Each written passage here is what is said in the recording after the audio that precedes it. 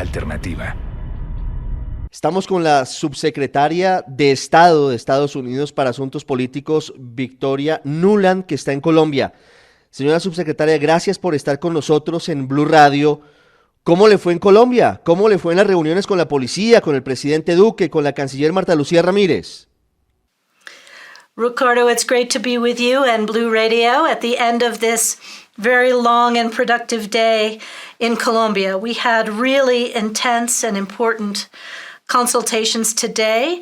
As you know, we're celebrating the 200th anniversary of U.S.-Colombian relations, and we had today our high-level security dialogue, which we haven't had for some time.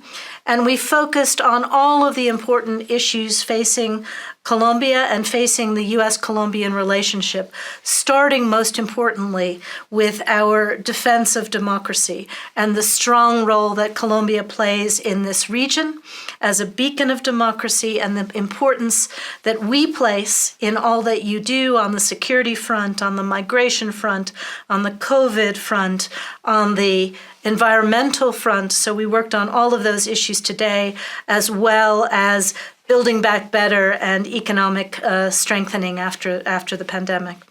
Señora subsecretaria, usted hoy con el presidente Duque dijo que están trabajando conjuntamente Colombia y Estados Unidos para atacar noticias falsas e influencias indebidas en las elecciones.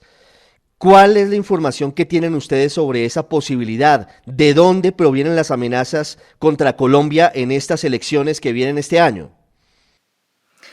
So among the issues that we talked about today was the importance of a free and fair election, that it is Colombians who are making their own choices about their future, and that no external actors should be involved.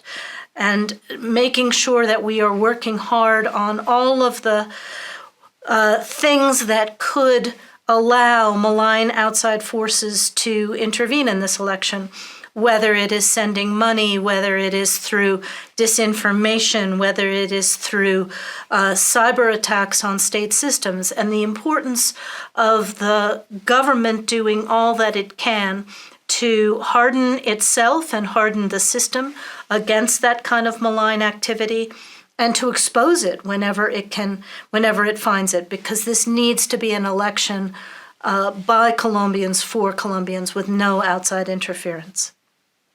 ¿Esas amenazas provienen de qué países? ¿Tienen información sobre posible influencia de Rusia, de Venezuela o de qué países en las elecciones de Colombia?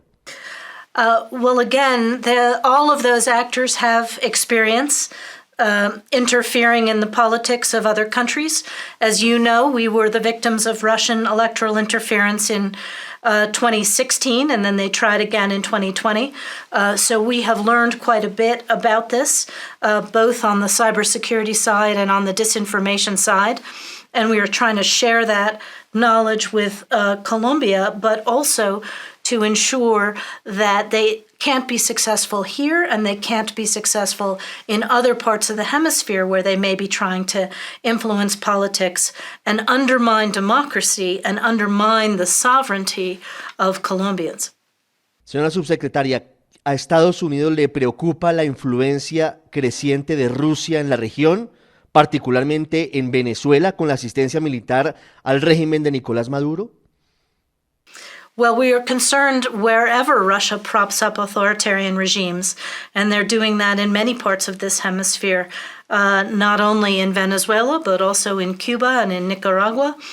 And we're particularly concerned about increased Russian influence along the border between Venezuela and Colombia, and the potential that Russia could be fueling malign actors and others who not only are active in Venezuela, but may be trying to undercut the sovereignty and independence of Colombia.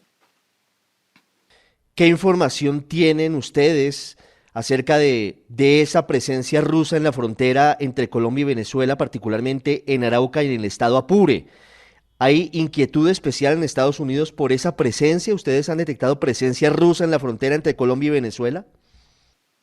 Again, as I said, Ricardo, we are concerned that the Russians seem to be increasingly active in these border regions. And these are the same border regions where we're seeing violent actors, we're seeing drug trade, we're seeing criminality, we're seeing money laundering, these kinds of things.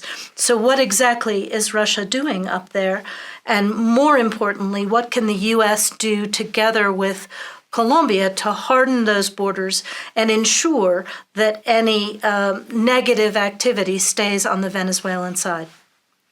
Señora subsecretaria, ¿ustedes en el Departamento de Estado realmente consideran que en caso de que estalle un conflicto bélico en Ucrania con Rusia, ese país podría ampliar su presencia armada en los países que son aliados de ellos en la región? Quiere decir, en Venezuela, en Nicaragua y en Cuba, ¿esa es una posibilidad real? So, what Russia is doing now with 100,000 troops on the borders of Ukraine and another 30,000 on their way to Belarus is a threat to the sovereignty and territorial integrity of Ukraine. Ukraine, a state that is a quarter the size of Russia and poses no threat to the Kremlin. So we have to ask ourselves, why is Putin doing this? He is concerned, he says, about the fact that Ukraine is moving increasingly in a democratic direction, increasingly in a direction towards Europe. And if you look at the countries where Russia is strongest in this hemisphere, they are not bastions of democracy. They are autocracies. They are dictatorships. Venezuela, Cuba, and now increasingly authoritarian and predatory Nicaragua. So countries that choose to invite Russian help and support naturally pose a threat to democracy in this hemisphere and to all that the U.S. and Colombia have tried to build together. So why is Russia more active on Colombia's borders? We can only think that they're trying to spread their non-democratic influence and undercut what has been built here. And that's why we have to redouble our efforts to protect all that we've built and all that you have built to serve your citizens and to ensure that we keep our democracy strong, healthy, and delivering for their people. Señora subsecretaria, antes de preguntarle por el apoyo del Departamento de Estado a la policía colombiana, a la transformación de la policía en Colombia, quisiera preguntarle por lo que está pasando hoy en Ucrania. El presidente Putin dijo, luego de reunirse con el presidente de Francia, Emmanuel Macron, que la posible entrada de Ucrania a la OTAN sería considerado como una declaratoria de guerra por parte de Rusia. ¿Esa entrada de Ucrania a la OTAN es posible, es factible en el corto plazo? Well, first of all, let me remind everybody, Ricardo, that NATO is a defensive alliance. It has no offensive intent against any country. In fact, NATO has a long-standing relationship with Russia, and we have tried as NATO members to reach out to Russia to do things that will improve European security together. That's been a project over 20 years. So, yes, Ukraine is interested in joining NATO. As you probably know, it is a long process to prepare your country to meet the high standards of governance and security that will allow you to be admitted to NATO by its members. Ukraine has been working hard, but it still has quite a way to go. But more importantly, neither Ukraine nor NATO poses any threat to Moscow.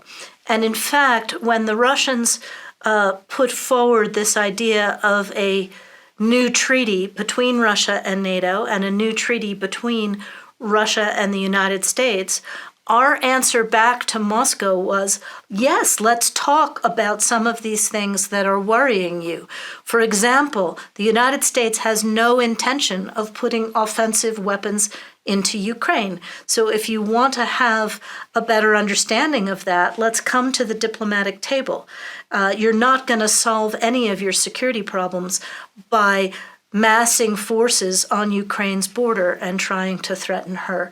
So we want to solve these issues through de-escalation, through diplomacy, and we hope that Russia will meet us halfway, because NATO truly poses no threat to Russia.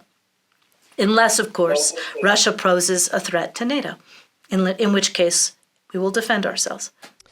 La última pregunta, señora subsecretaria Nuland, agradeciendo esta entrevista con Blue Radio para toda Colombia. Hoy comenzó usted agenda en una reunión con el director de la Policía Nacional de Colombia, con el general Jorge Luis Vargas, y anunció un apoyo por $8 millones para impulsar la capacitación en derechos humanos, para que mejore ese aspecto en la Policía de Colombia. La Policía de Colombia ha estado envuelta recientemente en muchas polémicas por denuncias de violación de derechos humanos, sobre todo en las protestas que se dieron en el paro nacional. ¿Qué espera el gobierno de Estados Unidos frente a la transformación de la Policía de Colombia en materia de derechos humanos? It is absolutely essential for any police force to have the trust of the people that it serves, and to ensure that it is free of corruption, and that it does its job in a way that respects human rights.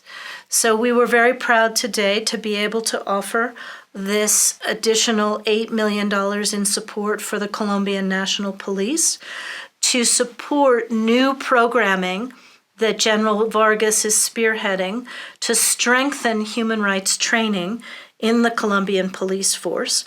And as he described it to us, among the things he's going to do is mandate human rights training at every level in the police and make it a requirement that every police officer pass and this human rights training in order to reach the next level. And also to increase the capacity of the police to investigate accusations of violations against human rights, so that those who don't follow the rules will be held to account and will be brought to justice. And that's very, very important, because the Colombian people need to have full confidence in their police, and it needs to be that kind of relationship of trust if it's going to work. So that's what we're eager to support. Señora subsecretaria de Estado para Asuntos Políticos, Victoria Nuland, muchas gracias de nuevo por estos minutos y siempre bienvenida a Colombia. Thank you very much. Thank you, Ricardo. Good to be with you.